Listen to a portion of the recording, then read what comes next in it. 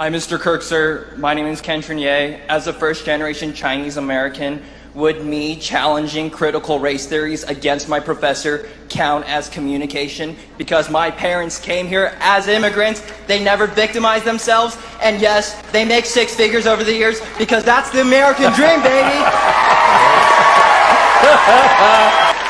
So let me ask you, do you go to school locally here? Yes, sir. I'm a college student at UNM. And they're teaching critical race theory and all that? Sadly, yeah. And so it's just basically white supremacy is the law of the land and all that. So I'm curious, technically you're a minority in this country and they tell you you're oppressed. How do you, and you tell them actually, no, I'm not. Yes, sir. And all the white liberal chicks and guys get all mad at me.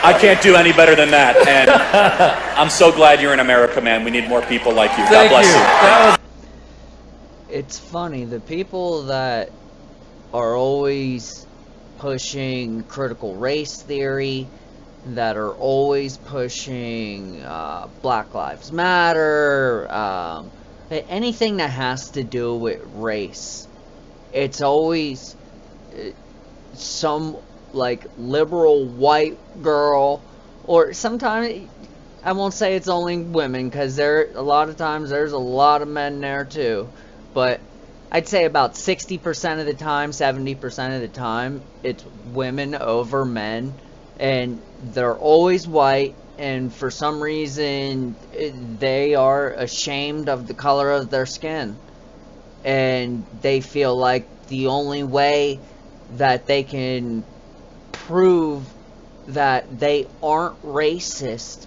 because they're white is to go out and try and go over the top with support of, say, black people, any minority, Mexican, it don't matter, alright? And it's funny because they go so over the top that it exposes how much their life hinges on race, how much race bothers them and affects them in their day-to-day life. Alright? The average person who isn't racist, they don't think about racism like hardly ever.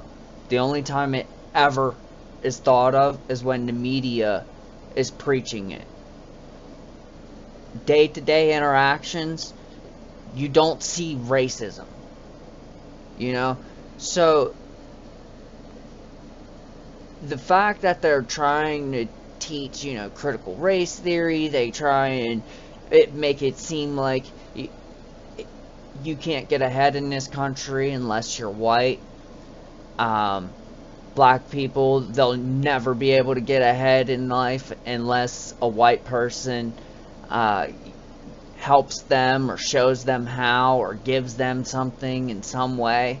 You know, and not only is it false, but it instills the wrong mindset in children. It teaches young white children to be ashamed of their race, and it teaches young colored children that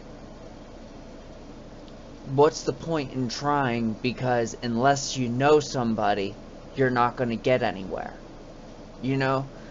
And that is such a prison in your own mind to overcome, that it can really inhibit your ability to make successful life choices, as well as be able to function socially with other races.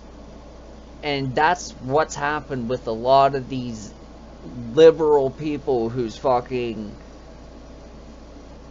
heads just explode whenever anything goes against their narrative. Have literally been brainwashed to be ashamed of the color of their skin, and that only they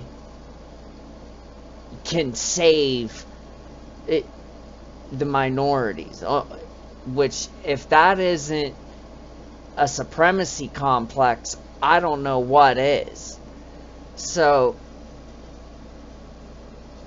it's funny to me to see this, because it goes directly against everything they teach with critical race theory. You know, his family came over as immigrants, and they worked hard and put in the effort, and they did very well. They would never have been afforded those opportunities in China, a socialist society. And the fact that they want to keep pushing critical race theory and socialism and everything like that, it's pure authoritarianism.